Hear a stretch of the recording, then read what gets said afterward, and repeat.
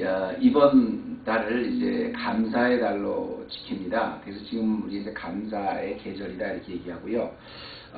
물론 다음 주일 이제 정식으로 저희가 추수감사 주일 예배를 드리겠습니다만, 제가 이제 오래전에 그 다른 교회를 섬기면서 하나님이 어떤 그 지혜를 주셔서 제가 감사 캠페인을 하나 이렇게 만들었는 게 있는데요. 그걸 우리 가주 헤브론 교회에서도 작년에 제가 한번 여러분에게 소개해드렸던 거죠. 그건 뭐냐면 우리가 어떤 일을 당할 때 감사하고 생각하자. 간단하지만 생각하면 생각할수록 참 너무 좋은 것 같아요. 감사하고 생각하자.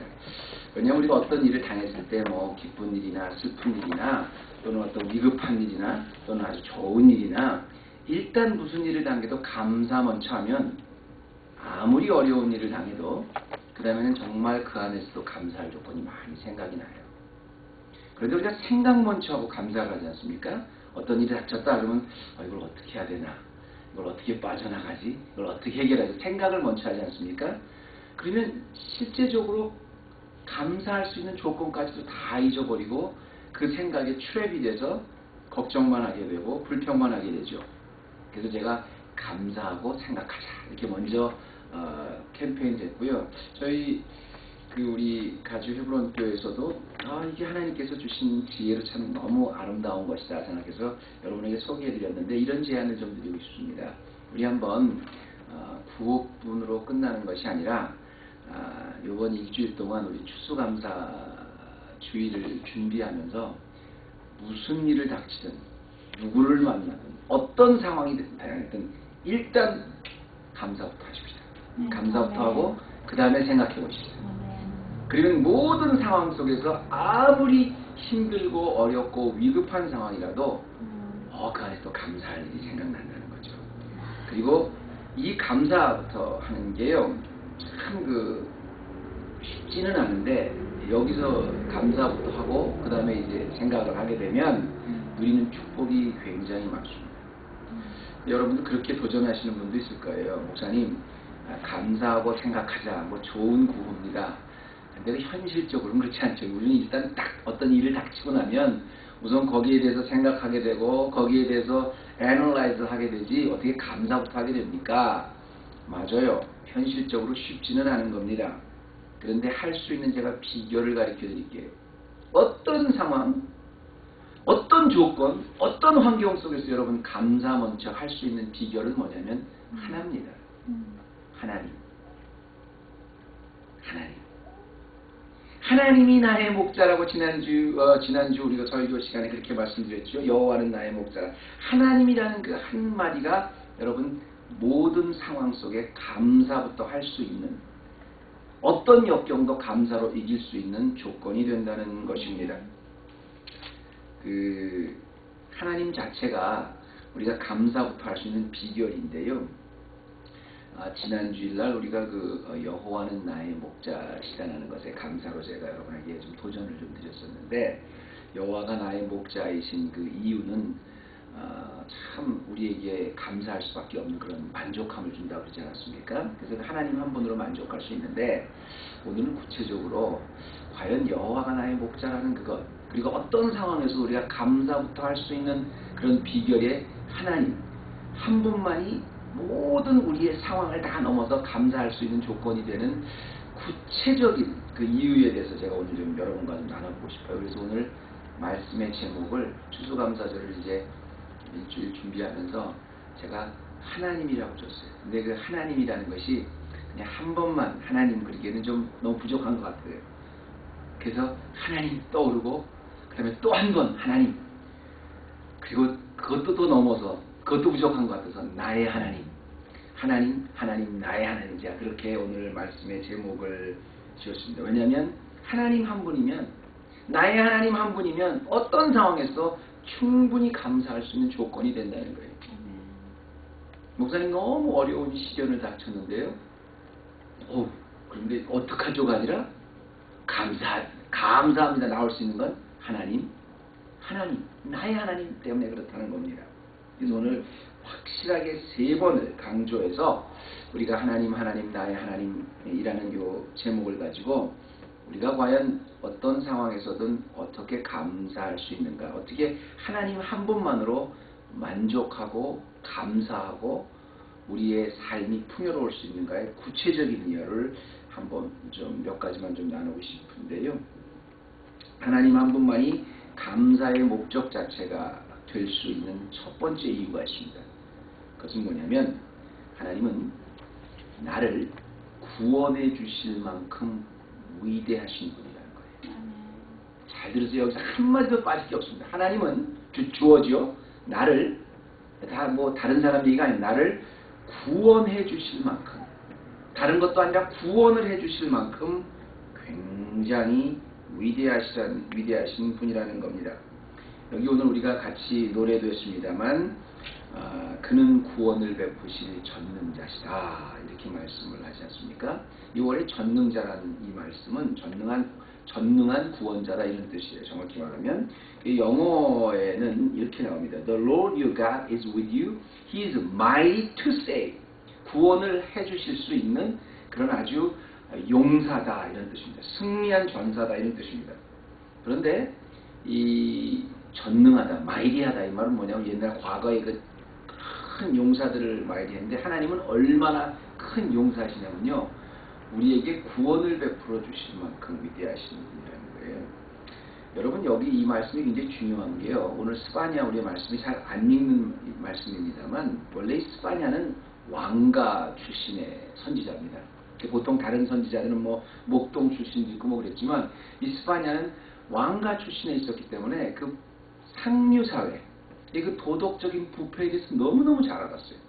그래서 이 스바냐 전체의 그 큰 주제는 뭐냐면 하나님의 심판인데요. 하나님의 심판이 마지막 날에 여호와의 날에 얼마나 무섭고 맹렬하게 임하냐면 그 모든 죄악을 행한 모든 것을 다 멸하신다고 그랬는데 이스라엘뿐 아니라 그 주위의 암몬까지 이방 백성까지 전부 다 멸하시 그날 여호와의 날에 무지무지한 그 심판의 날을 그리고 있는 게 이 스바냐의 주제입니다. 중요한 것은 거기서도 또 그 부패와 죄악의 그 온상이었던 왕과 귀족들이었으니 그건 뭐 그 하나님이 진노하시는 마지막 심판날에 누가 살아남겠습니까?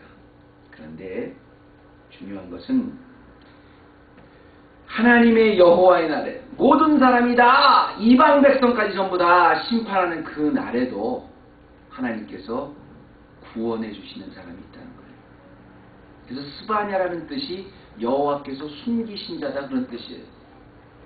정말 노아의 홍수와 같이 정말 소돔과 고모라의 그 유황불이 떨어질 때 같이 온 지구가 멸망하는 그런 엄청난 재앙의 순간에도 하나님의 백성은 하나님이 구원을 해주신다는 거예요. 엄청난 모든 그 모압, 암몬, 바벨론 다 무너지는 그날에도 하나님께서 구원해 주시는 사람인데 그 구원이 얼마나 위대하냐면요. 여러분 이걸 오늘날 말씀과 비교해 보면 이제 우리가 사실 예수 믿기가 점점 힘들어지지요. 굉장히 그 어려워지고 하나님 앞에 바로 서기가 정말 어려워지는 그런 이때의 말입니다. 하나님께서 저는 위대하심이 어디에 있냐면 우리의 정말 예수 믿기가 힘들어지고 하나님을 찾기가 힘들어지고 점점 하나님을 멀리할 수밖에 없는 그런 환경이 우리의 교육과 우리의 일터와 우리의 모든 세계가 그렇게 변해가는 그런 가운데서도 하나님께서는 하나님이 구원해 주시는 사람을 여전히 똑같이 구원해 주신다는 거예요. 이걸 더 축소해서 우리가 이야기해 보면 심판날에 스바냐같이 여호와께서 숨기신 자가 있는 것처럼 우리 자신을 돌아보세요. 우리 자신이 얼마나 사실 구원받을 수 없는 사람들인데 하나님께서는 우리의 그 죄성을 이기시고 반드시 우리를 구원자로 세워주신다는 거예요. 이게 얼마나 큰 기적입니까? 14절에 보면 이 엄청난 심판의 날에 형벌을 제하였고 약속의 자녀들에게 구원을 베풀어 주실 거라신 것이 오늘 본문의 말씀이에요. 시온의 딸, 예루살렘의 딸을 얼마나 사랑하시냐면 이런 엄청난 재앙, 누구도 구원할 수 없는 이런 상황에서 하나님께서는 그가 너를 구원해 주실 전능한 하나님이라고 이렇게 스바냐는 고백합니다. 저는 세상에서 뭐 기적이 많지만 뭐 하나님께서 베풀어 준 은혜가 많지만 하나님이 우리에게 구원을 베풀어 주시는 그 하나님의 구원의 능력이야말로 진짜 뭐 어떤 것과도 비교할 수 없는 위대한 힘이라 그래요. 여러분 예수님 시대 때도 그랬잖아요. 로마의 황제라 그러면 신이었었거든요. 그 사람 앞에서 누가 감히 대들겠어요. 말 한마디면 수천 수만 명을 다 죽이고 살릴 수 있는 사람이 로마 황제. 예. 근데 로마의 황제도 귀신 앞에서 꼼짝 못했잖아요. 귀신 앞에서 무서워한다고. 영적 존재니까. 그런데 그 귀신조차도 주님 앞에서는 높으신 하나님이 부르고 엎드려 절하는 거예요. 정말로 우리의 영혼을 구원하실 수 있는 분, 우리가 하나님의 백성으로 삼을 수 있는 이거는 하나님이 하시는 모든 일 중에서 오직 하나님만 할 수 있는 엄청난 위대함입니다. 우리가 지난 시간에 헤세드에서 배웠지만 그 하나님은 언약에 의해서 우리를 사랑해 주시고 그 사랑의 언약이 얼마나 위대하시냐면 우리가 죽을 수밖에 없는데 구원하신다는 거죠. 저는요 그 성경 중에서 특별히 출애굽기를 읽으면서 많이 하나님을 의심했어요. 왜냐하면 우리들 모습 자체가 이 출애굽기에서 보면 잠깐 좀 너무 좀 다른 걸 좀 못 믿겠는 게 아니라 그 백성들의 모습이 뭐 이런 사람들이 있을까? 아니 만약에 하나님이 내 앞에서 홍해를 쫙 갈라주셨다. 그래서 우리는 홍해를 걸어갔다. 그리고 뒤에 따라오는 모든 우리의 적들은 다 하나님이 수장시켜버렸다. 그랬다면 그런 걸 내가 내 눈으로 직접 봤다면 그리고 3일 있다가 목마른다고 또 우리를 왜 애굽에서 데리고 나왔는데 하나님이 있냐 없냐 불평할 수가 있을까? 반석에서 샘물을 나게 해주셨는데 샘물을 나게 해서 조금만 목마르면 또 하나님께서 하늘에서 만나와 매출하게 해주셨는데 조금만 여정이 길어지면 또 불평하는 그렇게 하나님이 눈앞에서 전무후무한 인류 역사의 전무후무한 기적을 계속 보여주시는데도 조금만 지나면 또 하나님을 원망하고 불평하고 감사하지 않는 그런 모습이 어떻게 있을 수 있을까? 여러분 그거 이상할 거 없어요. 가만히 따지고 보면 그 이스라엘 백성이 특별한 사람들이 아니라 그게 우리들의 모습이에요. 우리의 상황을 가만히 보면요 진짜 우리 하나님께서 우리를 구원시키시고 우리를 지금 이 순간까지 이끌어 주신 것 이거 엄청난 하나님의 기적입니다. 근데 하나님의 은혜를 아무리 많이 체험하고 말씀을 통해서 기도를 통해서 어떤 우리가 부흥회를 통해서 또 수양회를 통해서 우리가 하나님께서 그렇게 많이 하시다가도 우리에게 많은 은혜를 주시다 우리가 당장 우리 앞에 급한 일만 닥쳐봐요. 감사 나옵니까? 아니요. 원망부터 나와요. 불평부터 나와요. 어떻게 하지부터 나와요. 우리 일평생이 반복되는 거예요. 그런데 그런 우리의 이스라엘 백성, 광야의 이스라엘 백성만큼 그 끈질긴 우리의 죄성을 기어이 단련시키셔서 구원을 베푸신 전능자 그분이 우리 하나님이라는 겁니다. 보스턴에서 목회하시던 빌리 브룩스라는 목사님이 아주 위독하게 됐습니다. 더 이상 방문객들조차 받지 말아라 이런 명령을 하셨는데 유독 그의 친구분 중에 하나는 잉거솔이라는 그 무신론자 그 에이티스트가 방문을 왔을 때는 그를 맞아들이도록 했대요. 다른 사람은 다 만나지 않으면서 그 교회 분들도 가족도 다 만나지 않으면서 잉거솔이라는 무신론자는 들어와라 그렇게 했던 게 이 그 무신론자 친구였던 잉거솔이 굉장히 궁금했나 봐요. 그랬더니 이 목사님이 그러시더래요. 다른 여기 있는 모든 우리 교인들 친구들은 나 좀 죽지만 다시 다 만날 겁니다. 근데 당신은 제가 이 순간이 아니면 다시는 못 만나기 때문에 들어오라 그랬습니다. 이건 마지막이 될 거기 때문에 들어오라 그랬습니다. 여러분 정말 구원이라는 걸 누가 주셨습니까? 우리가 서 있는 자리에서 내가 감사할 조건 중에 가장 큰 조건이 뭡니까? 나의 그 전능하신 힘으로 나를 구원해 주신 것. 무조건적으로 나를 불러주시고 사랑해 주신 그 능력. 그 전능하신 하나님이 나를 구원해 주신 것이고요. 바로 그것이 내가 하나님 나의 하나님 하나면 언제든지 감사부터 할 수 있는 조건입니다. 두 번째는요. 왜 하나님께서 하나님 한 분이면 그 하나님 한 분으로 감사부터 할 수밖에 없냐면요. 그 두 번째 이유는 그 하나님께서 우리들 한 가운데 계시기 때문에 그렇습니다. 이 정도로 전능하신 하나님, 이 정도로 위대하신 하나님, 구원까지 베풀어 주실 그 위대한 천하 만물을 다 창조하신 하나님이시라면 다른 종교에서는 어떻게 돼요? 큰 슈라인 같은 데, 템플 같은 데서 엄청난 희생을 통해서 우리를 기뻐 받아서 막 그렇게 제사를 지내야 될 그럴 사람으로 알지만, 그럴 신으로 알지만, 하나님은 우리에게 구원을 베푸실 전능자이시면서 우리 가운데 계신다 그랬어요. 그 가운데 계신다는 말이 여러분이 잘 실감이 안 나겠지만, 우리의 가운데 계신다는 건 뭐냐면 우리의 몸을 입고 인카네이트 하셔서 성육신 하셔서 하나님이, 성자 하나님이 이 땅에 우리의 몸을 입고 우리 가운데 임해 주셔서 우리의 몸으로 결국 죽어주신 분, 이게 하나님이십니다. 그리고 성령이 오시고 나서 계속 우리 가운데 영원토록 함께 계신 분입니다. 여기 보면 너의 하나님 여호와가 그 구원을 베푸실 전능자라는 그 말 사이에 뭐라고 나오냐면요, 그가 여호와가 너의 가운데 계신다 그랬죠. The Lord your God is with you. 너와 함께 계신다. 어떤 성경에는 midst라고 번역을 했어요.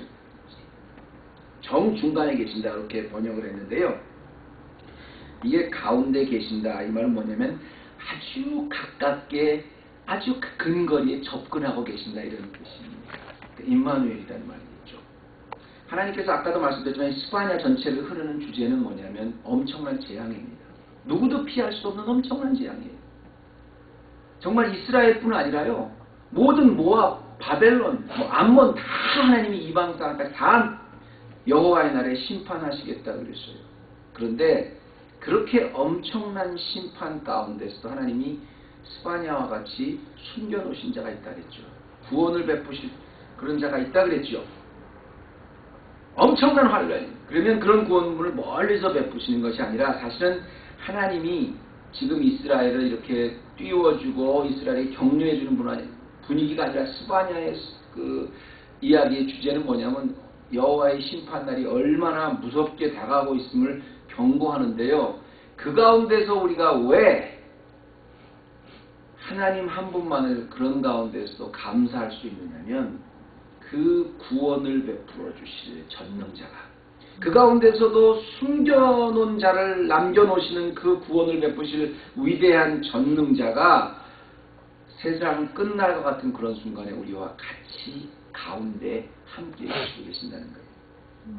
그러니까 여러분 한번 생각해 보세요. 우리가 마지막 날이다, 심판날이라 그러면 그냥 심판날이라고 생각하지 말고 정말 끔찍해서 우리가 아무것도 할 수 없는, 우리 스스로 그 사건을 벗어날 수 있는 아무런 소녀, 누구도 나를 도와줄 수 없는 그런 상황이라고 한번 생각해 보세요. 그런데 그 순간에조차 하나님은 너희와 함께 계시니 가장 가운데 계신다는 거예요.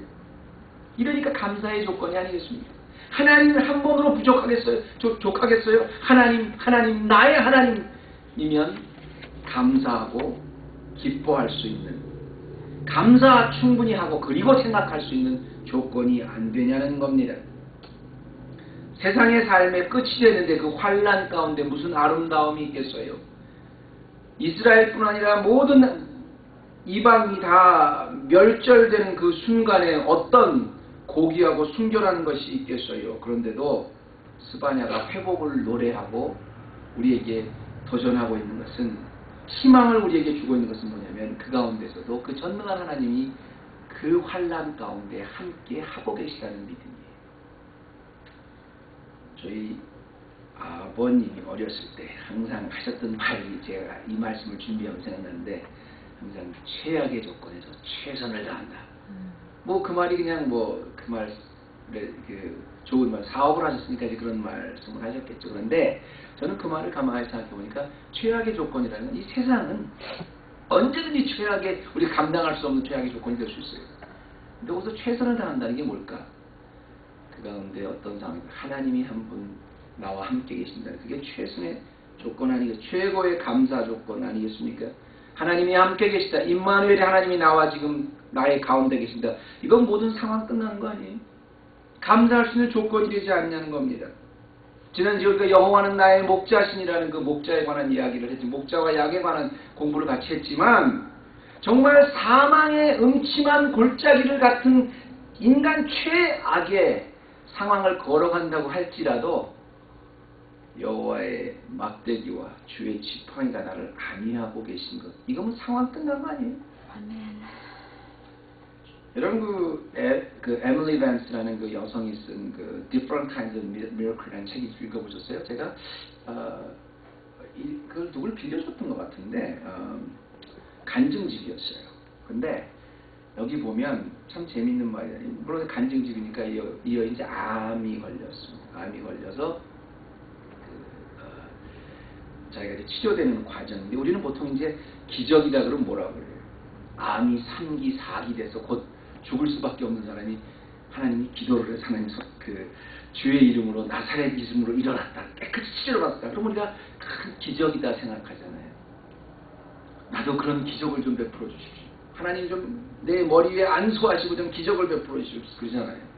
그런데 하나님께서 물론 그 여인을 통해서 안수하시고 기적을 베풀어 줄 수도 있지만, 그리고 그 병이 깨끗이 낫는 것도 기적이지만, 과연 그것만 기적이냐는 거예요. 우리 너무나 많은 기적을 이 여인은 놓치고 있다는 것을 이 책에서 말하는데, 무슨 뜻이냐면요, 하나님께서 우리에게 암 전문가를 만나게 해서 그 암을 치료받는 과정 속에서 만났던 모든 간호원 하나, 정말 그 의사 하나하나 다 보면 그 가운데서 만나게 해주신 그 과정이 다 기적이었다는 거예요. 그 가운데서 나에게 아무것도 되지 않지만, 그래 힘내라, 너 하나님이 함께 해주시고 용기를 줬던 친구, 그거 기적이라는 거예요. 그리고 버티게 해줬던 나의 남편, 그것도 기적이라는 거예요.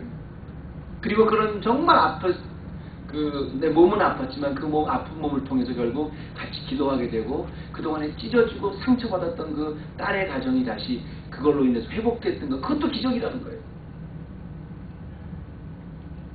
어려움을 어떻게 극복해 왔는가를 가만히 보면 모든 하나하나가 다 하나님이 베풀어 주시는 기적이라는 것. 그게 different kind of miracle이에요. 그래서 여러분, 문제가 해결되었던 안 해결되었던, 어려움과 씨름을 하고 있든 안 하든, 아니면 엄청난 어려움이 또 도전을 하고 있든 안 하든 간에, 그 가운데서도 너희 하나님 여호와가 너희의 가운데 계셔서 그 가운데 사람을 만나게 하시고, 그 가운데서 용기를 잃지 않게 하시고, 그 가운데 나의 힘을 주는 친구를 만나게 하시고, 교회를 만나게 하시고, 목사를 만나게 하시고, 나에게 모든 어려움 가운데 함께 수합할 수 있는 사람을 나에게 베풀어 주셨던 하나하나가 다 우리와 함께 해주시는, 우리 가운데 계시는 하나님의 기적 아닙니까?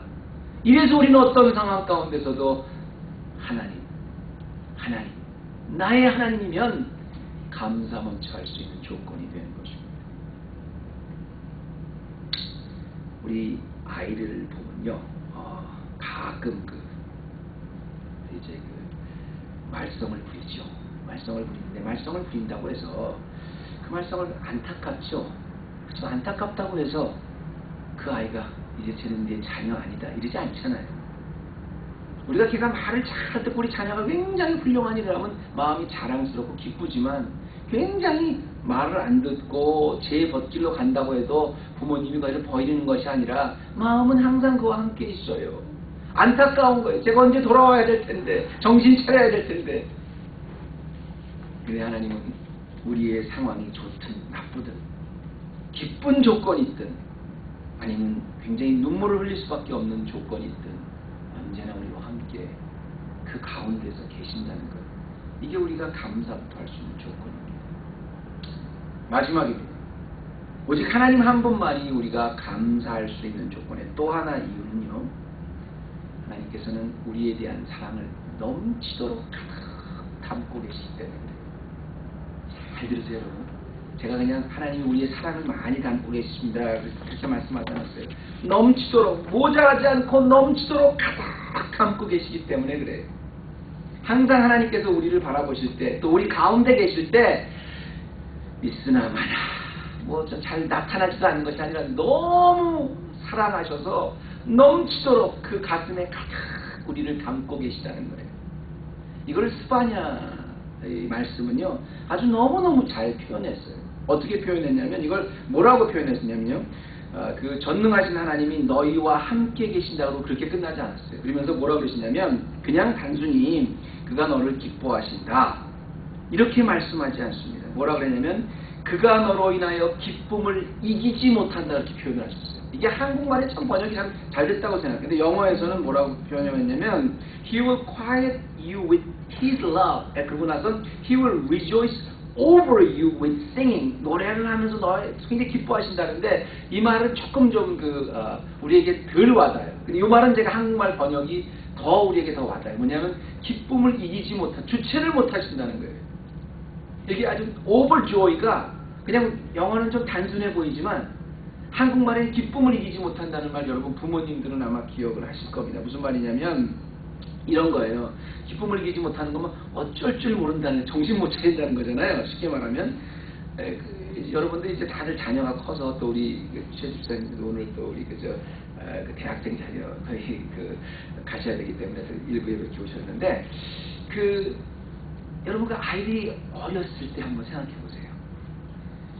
저는 이제 하나님께 늦둥이를 주셔서 그런지 제가 그런 생각이 들어요. 요즘에 아이가 어리면 어릴수록 내려가면 내려갈수록 정말 더 귀여워요. 그거 참 희한해요.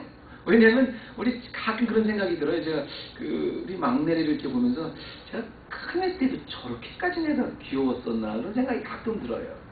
애가 근데 물론 큰 애도 그랬었겠죠. 우리가 잊어버려서 그런데 아이가 어리면 어릴수록 너무 그 아이가 귀여워요. 나이가 들어서 그런지 모르지만 그냥 지나가는 애들만 봐도 요즘엔 너무 그냥 너무 좋아요. 너무 귀여워요. 그런데 심지어는 우리의 자녀, 나의 자녀라 그러면, 나의 자녀가 애기다 그러면 너무너무 기뻐요. 너무너무 귀여워서 어떻게 할 줄 모르겠어요. 그래서 우리 어린 유빈이는 이렇게 뽀뽀를 하는 거 되게 싫어합니다. 귀찮으니까.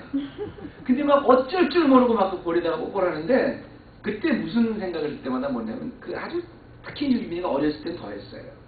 아주 갓난아기 방긋방긋 웃을 때 보면 그게 진짜 주체할 수 없게 그냥 보는 거 갖고 기쁨이 막 넘쳐서 어떻게 할 수가 없을 만큼 기쁨을 이기지 못한다는 말이 그거예요. 여러분 한번 보세요. 아주 어린 애가 우리 하나님께 주셨어요. 그래서 많은 우리의 아주 어린 타이니 리틀 베이비가 있는데 우리 조나단이나 그레이스나 하여튼 아주 갓난 애기를 안고 있어. 아빠가 그 모습을 이렇게 볼 때요. 그 모습을 보면 참 기뻐하지 않습니까? 그래서 뽀뽀를 해주지 않습니까? 그럴 때, 야, 이 녀석 좀 잘 생겼다. 네가 앞으로 커서 잘 되겠다 해서 커서 돈 많이 벌어서 나를 좀 잘 봉양을 해주겠지. 또 얘가 좀 나중에 나 집 사주겠지.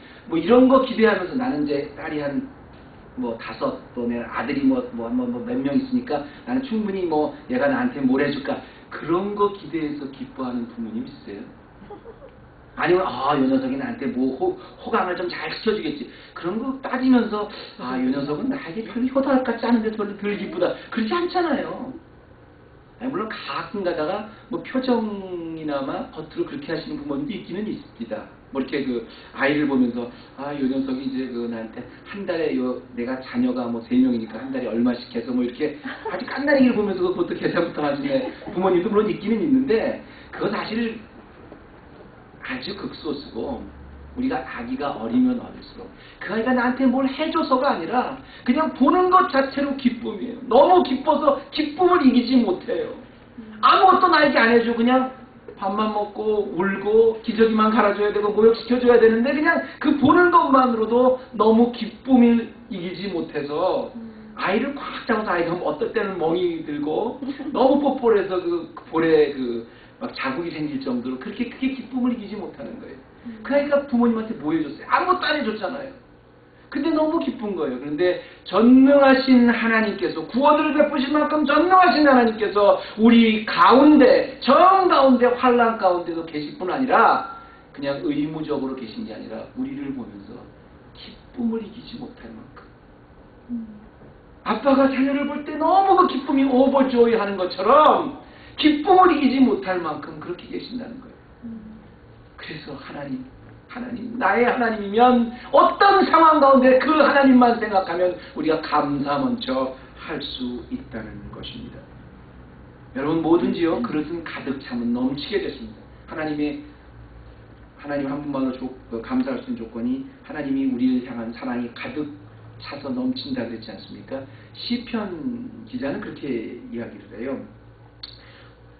내 입에 필객의 붓과 같다. 이 말이 뭐냐면 내가 생각 속에 아주 시상이 가득 넘치면 그것이 입으로 나오고요. 시가 되는 거예요. 마음속에 가득한 그런 아름다운 생각이 있으면 그게 표현이 되는 거예요. 우리가 너무너무 사랑하는 너무너무 귀여운 우리의 자녀를 보면 어떻게 해요? 그 사랑이 밖으로 나오잖아요. 어찌할 줄 모르잖아요. 그런데 우리 하나님께서 우리를 보고 그렇게 기뻐해 주신다는 겁니다. 저는 말씀을 보면서 말씀을 마치면서 한 가지 예를 하나 드리고 마칠게요. 제가 언젠가 한번 예를 나눴던 것 같긴 한데 카워시를 하러 가끔 가면 한 가지 신기한 게 있어요. 카워시에 여러 쭉 기다리고 있지 않습니까? 근데 그 사람들이 누구 차가 누구 차인지 금방 알아요. 왜냐하면 여러분 한번 카워시 한번 가보세요. 그래서 기다리고 있는 동안 그 카워시를 자기 차를 기다리는 사람들 보면 그 시선이 다른 데가 있지 않습니다. 자기 차에 데가 있어요, 항상. 자기 차가 언제 끝나나 자기 차가 잘 닦이냐면 그런지는 모르겠는데 하여튼 항상 카워시 내내 딴 차에 같이 보는 사람은 없어요. 자기 차만 보는 거예요. 그만큼 자기 차이기 때문에 애착이 있고 관심이 있어서 그런 거예요. 근데 여러분, 부모님이 자기 자녀를 바라보는 게 자기 차를 바라보는 것만큼의 정도겠어요? 그건 아니죠. 하물며 하나님이, 전능하신 하나님이 우리를 바라보고 계신 게 카워시에서 우리가 차를 바라보는 것 정도겠어요. 너무 사랑하셨어. 기쁨을 이기지 못하는 모습으로 우리를 바라보고 계신 거예요. 우리가 잘못하면 너무 마음이 아파하시고 안타까워하시는 게 하나님이십니다. 그럼 우리가 그 하나님 앞에서 무엇으로 하나님을 우리가 임프레스 시켜드릴 수 있겠어요? 우리가 드리는 헌금이요? 우리가 드리는 봉사요? 우리가 드리는 행위요? 아니요. 하나님은 여러분 자체로 임프레스가 되시고 여러분 자체로 기쁨을 이기지 못하시는 분입니다. 그 하나님을 생각하면서 하나님 나의 하나님, 어떤 상황이 와도 그 하나님 한 분 때문에 감사 먼저 할 수 있는 우리 헤브론 교회 되시기를 주님의 이름으로 축원합니다. 하나님 감사합니다. 오늘도 우리가 말씀을 나누었습니다. 나의 하나님, 나의 하나님. 우리 하나님 한 분만으로 감사하겠다고 고백하면서도 우리의 환경에 어려운 일이 있으면 먼저 우리가 불평부터 하게 되고 우리가 그 하나님을 잊어버리고 우리가 원망부터 하게 되는 우리의 부족한 모습을 용서하여 주옵소서. 이 감사의 계절에 하나님 한 분만으로 철저하게 감사할 수 있는 우리 헤브론 교회 되게 하여 주옵소서. 예수님의 이름으로